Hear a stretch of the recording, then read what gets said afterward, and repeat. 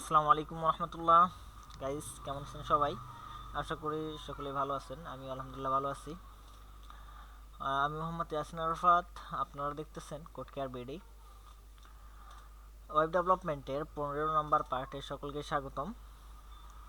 আমরা গত কয়েকটা পার্টে দেখেছিলাম যে কিভাবে আমরা একটা ফর্ম তৈরি করতে পারি এবং ফর্মের বিভিন্ন ট্যাগ নিয়ে আলোচনা করেছি আমি, এবং আমরা ফর্মের ট্যাগগুলো সম্পর্কে জানি এবং ট্যাগগুলো কোন ট্যাগ কোন কাজে আসে সেটাও আমরা জানি।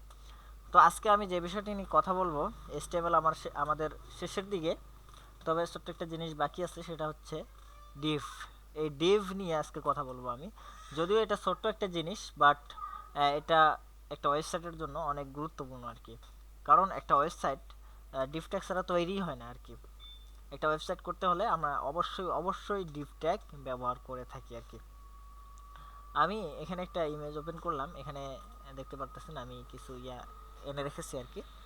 তো নাম্বার 1, আমরা ডিভ ট্যাগকে ডিভিশন হিসেবেও ডাকতে পারি, ডিভিশন নাম দিয়েও বলতে পারি আর কি। আরেকটা আরও একটা নাম আছে, সেটা হচ্ছে ব্লক। আমরা ডিভিশন কিংবা ব্লক অথবা ডিভ, অর্থাৎ ডিভ ট্যাগকে ডিভিশন, ব্লক, ডিভ এই তিনটা নামে ডাকতে পারি আর কি। এই তিনটা দিয়ে পরিচিত ডিভ ট্যাগ আর কি। এবং নাম্বার 2, সেটা হচ্ছে ডিভিশন ট্যাগ মানে কন্টেন্টকে ভাগ করার জন্য ব্যবহার করা হয় আর কি। অর্থাৎ যেমন টেক্সটকে আলাদা করার জন্য, ইমেজকে আলাদা করার জন্য হেডার, ফুটার, নেভিগেশন বার ইত্যাদি ইত্যাদি। এখন হেডার কাকে বলে, ফুটার কাকে বলে? আমি যদি একটা ওয়েবসাইটে যাই, এখান থেকে যদি আমি আমার একটা ওয়েবসাইটে যাই, /আফাত,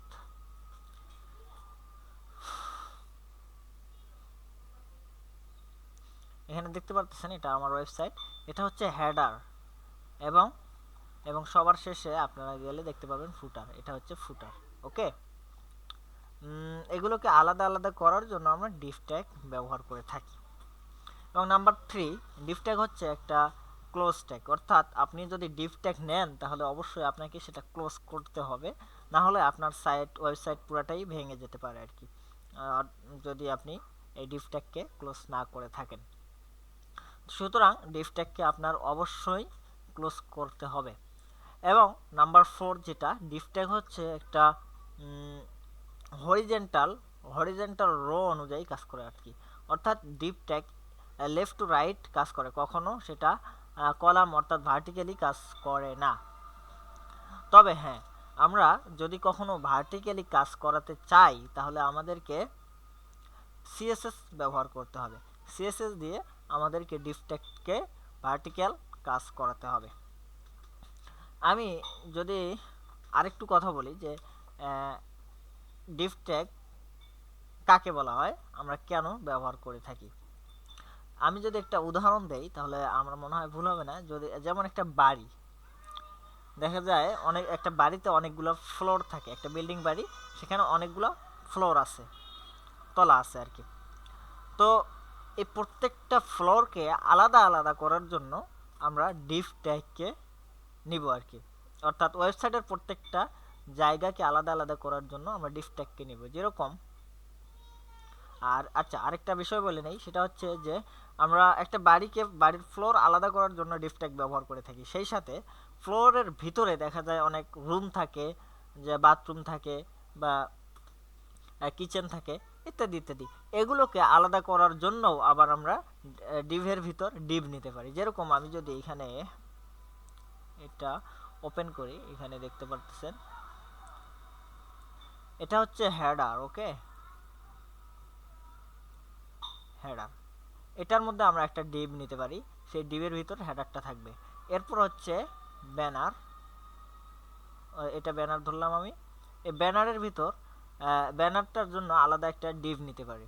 এরপর আবার যদি আমি করি, এটা হচ্ছে মনে করলাম ফুটার, এটা যদিও ফুটার না, আমি মনে করলাম ফুটার। এই ফুটারের জন্য আমাদের আলাদা একটা ডিভ নিতে হবে। তো এটা গেল যেরকম আমি বিল্ডিং দিয়ে উদাহরণ দিলাম ফ্লোরগুলা।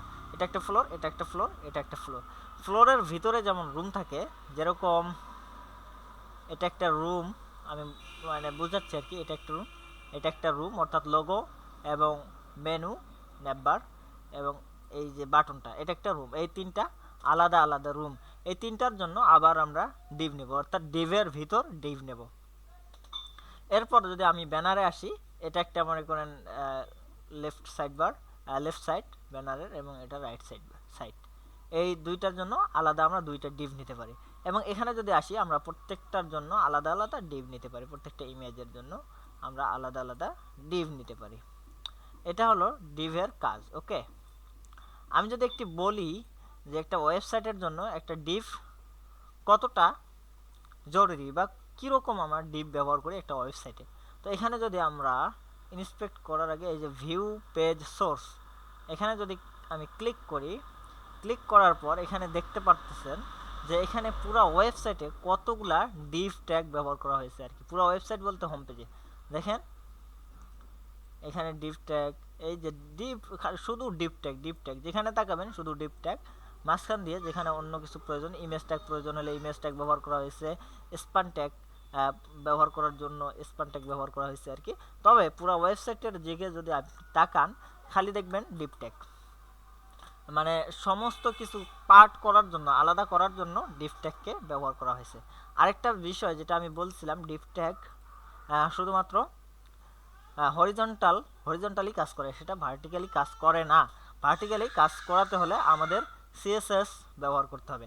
যেরকম আমরা এখানে সিএসএস ব্যবহার করে এটাকে একটা পার্ট করছি, এটা একটা পার্ট, এটা একটা পার্ট, দুইটাকে আলাদা আলাদা মানে আমরা হরিজন্টালভাবে কলাম দিছি আর কি। এটা সিএসএস এর মাধ্যমে কাজ করছে। আমি যদি এই হোম পেজটাকে, এই ওয়েবসাইট থেকে আমি যদি সিএসএসকে ডিসেবল করে দেই, তাহলে আপনারা দেখতে পারবেন আমি একটা এক্সটেনশন এখানে ব্যবহার করেছি ডিসেবল করার জন্য। এখানে যদি আমি রিলোড দেই, দেখেন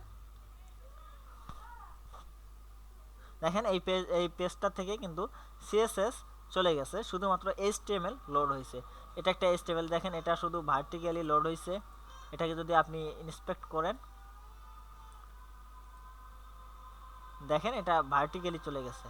ওকে, এটা ভার্টিক্যালি সব কিছু দেখেন ভার্টিক্যালি পুরাটা, ও পুরা রো জুড়ে নিয়ে নিছে। এটা হচ্ছে সিএসএস সারা আর কি, শুধুমাত্র এইচটিএমএল এর কারণে এরকম। যদিও জাভাস্ক্রিপ্ট আছে কাজ করতেছে, বাট সিএসএস ছাড়া আর কি, সিএসএস ছাড়া পুরা ওয়েবসাইট ডিভ ট্যাগগুলো ভার্টিক্যালি নিজের জায়গাটা নিজে নিয়ে নিছে আর কি। তো এই হলো ডিভ ট্যাগের কথা। আমি যদি একটা কাজ করি, আমি যদি একটা ফোল্ডারে ঢুকি, আমি যদি এখান থেকে একটা ফোল্ডার ক্রিয়েট করি,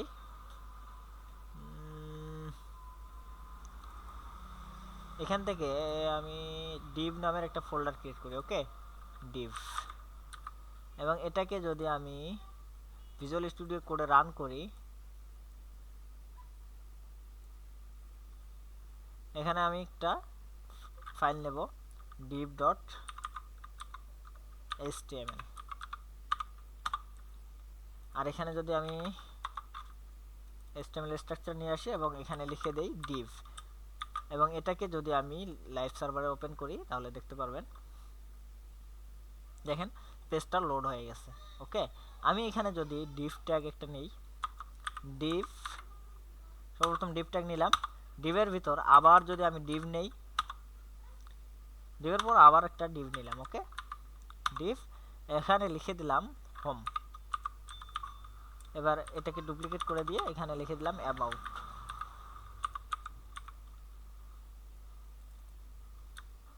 হোম। ওকে, এবার এটাকে যদি আমি ডুপ্লিকেট করি, করার পর এখানে যদি আমি লিখে দেই কন্টাক্ট,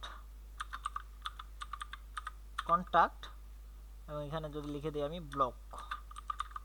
ওকে, যদি আমি এখন সেভ দেই, দেওয়ার পর যদি এখানে আসি, দেখেন এখানে হোম, অ্যাবাউট, কন্টাক্ট, ব্লক, এখানে সে পুরাটাই নিজের জায়গা জুড়ে নিছে। আমি যদি এটাকে ইন্সপেক্ট করি, করার পর এখানে দেখতে পারতেছেন এটা সে পুরাটাই নিজের জায়গা নিছে। দেখেন এটা পুরাটাই সে নিজের জায়গা নিছে, এটা আবার নিজের জায়গা নিছে, এটা সবগুলাই মানে ভার্টিক্যাল হরিজন্টাল রো নিয়ে নিছে আর কি, ভার্টিক্যালি কিন্তু একটাও হয়নি। কিন্তু যদি আমরা ভার্টিক্যাল করতে চাই, যেরকম এই ওয়েবসাইটটাতে আছে, আমি এটাকে একটু ডিসেবল করে দেই, রিমুভ ফ্রম ক্রোম, রিমুভ, আমি এখন যদি রিলোড দেই,